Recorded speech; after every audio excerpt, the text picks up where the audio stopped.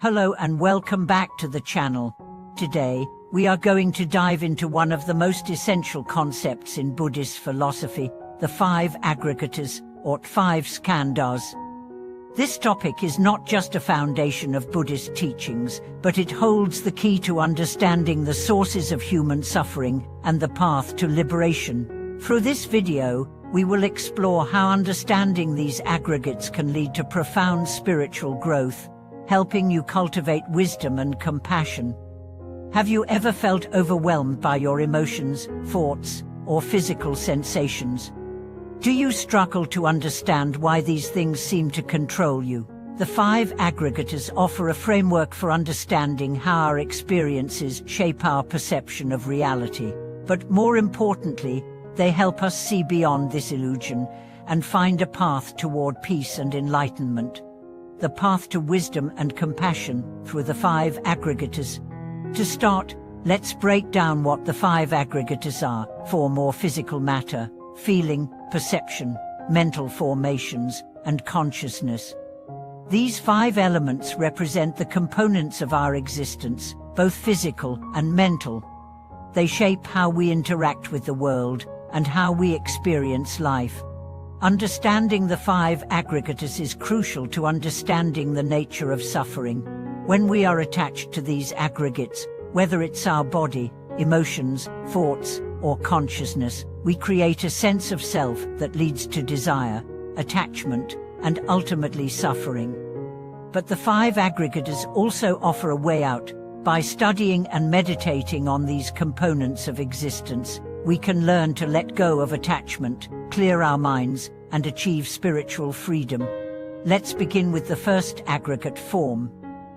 This is the material component of our existence. It includes our body and everything in the physical world we experience through our senses, the objects, the sounds, the feelings of heat or cold, and even the sensations of touch. While these are vital aspects of our existence, they are also impermanent and constantly changing.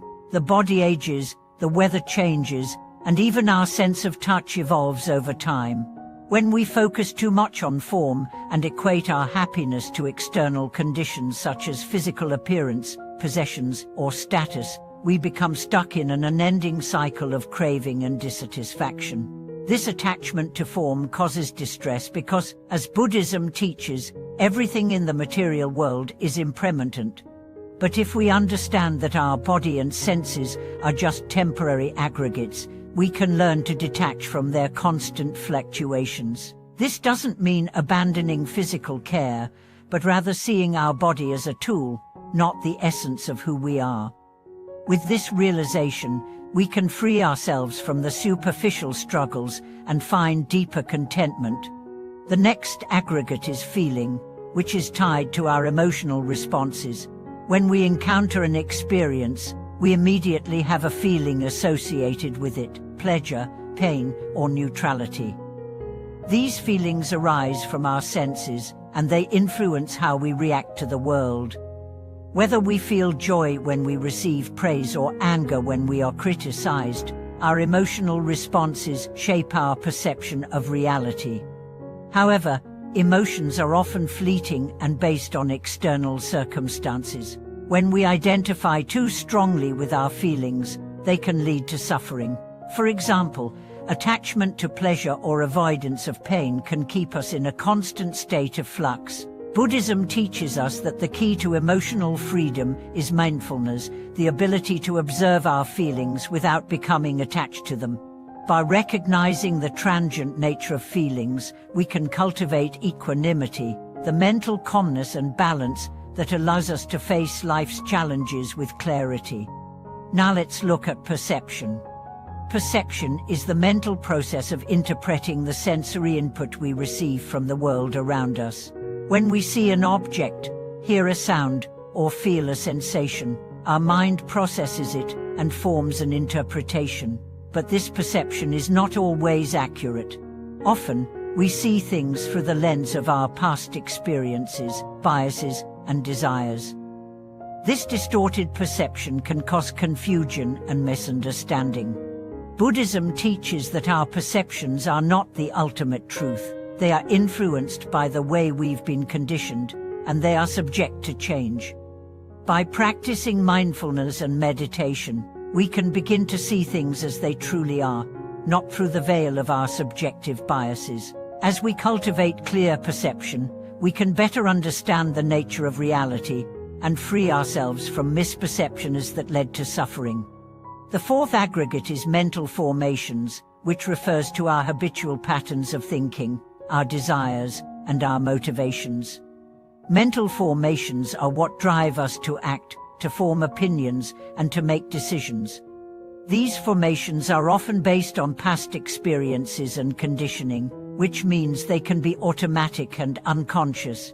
For example, when we are confronted with a challenge, our mental formations might lead us to react with fear or anxiety. These mental patterns are deeply ingrained, but they are not fixed. Through meditation and conscious effort, we can change these patterns and choose more constructive responses. The key to transforming our mental formations is self-awareness, the ability to recognize our habitual responses and consciously choose a wiser, more compassionate path. The final aggregate is consciousness, which refers to our awareness of all the phenomena around us. Consciousness is the underlying awareness that allows us to perceive and experience the world.